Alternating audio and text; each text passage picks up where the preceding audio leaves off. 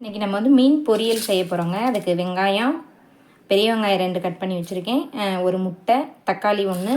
அடுத்து நம்ம ஃப்ரை பண்ண வறுவல் மீன் இருக்குல்லையே, அதை நம்ம முள் இல்லாமல் நல்லா பிச்சு வச்சுக்கிறேங்க. பிச்சு வச்சு நான் காமிக்கிறேன்.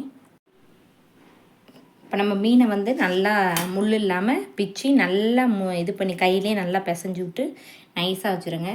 சரி வாங்க இப்போ நம்ம எண்ணெய் ஊற்றிக்கலாங்க.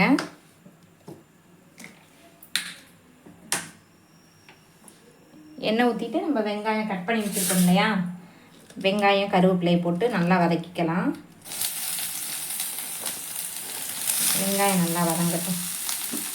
இப்படி நிறைய பேர் இது மாதிரி ட்ரை பண்ணியிருப்பீங்க, தெரியுமா என்னன்னு தெரியல. நான் ட்ரை பண்ணதை உங்களுக்கு சொல்கிறேன்.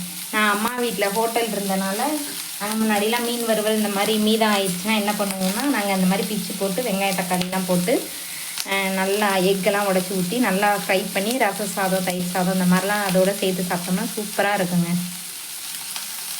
சரி நல்லா வதங்கட்டும் ஆனியன். நம்ம உப்பு போட்டிருப்போம் மீன்லேயும். இதுக்கு இந்த வெங்காய தக்காளிக்கு மட்டும் தேவையானதை போட்டுக்கலாம். முட்டையெல்லாம் உடச்சி ஊற்றுறதுனால கொஞ்சம் உப்பு தேவைப்படும். உங்களுக்கு காரம் வேணும்னா எக்ஸ்ட்ரா வேணும்னா மிளகாத்தூள் போட்டுக்கோங்க. நான் மீன்லேயே மிளகாத்தூள் எல்லாம் போட்டிருக்கோம்ல, அதனால தேவையில்லை.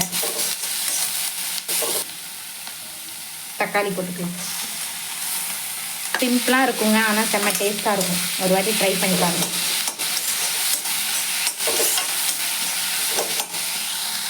இந்தளவு வதங்கினோன்னா நம்ம மீனை போட்டுக்கலாங்க. நல்லா முள்ளெல்லாம் செக் பண்ணிவிட்டு பிச்சு வச்சுருங்க. அப்போ தான் பசங்களுக்கும் கொடுக்க நல்லாயிருக்கும்.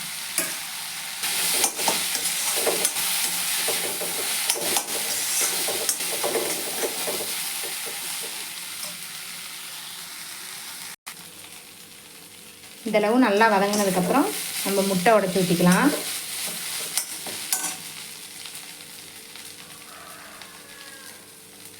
முட்டை வேணுன்னா ஊற்றிக்கங்க, இல்லாட்டி ஸ்கிப் பண்ணிக்கங்க.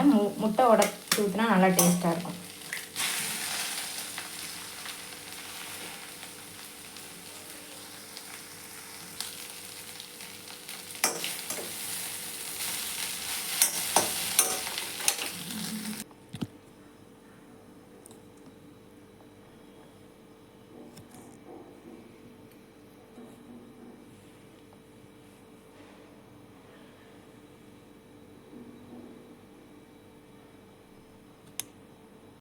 ஓகேங்க, சூப்பரான மீன் பொரியல் ரெடி ஆயிடுச்சுங்க. இதே மாதிரி நீங்களும் ட்ரை பண்ணி பார்த்துட்டு எப்படி இருக்குன்னு கமெண்ட்டில் சொல்லுங்கள். ஓகேங்க, பாய்.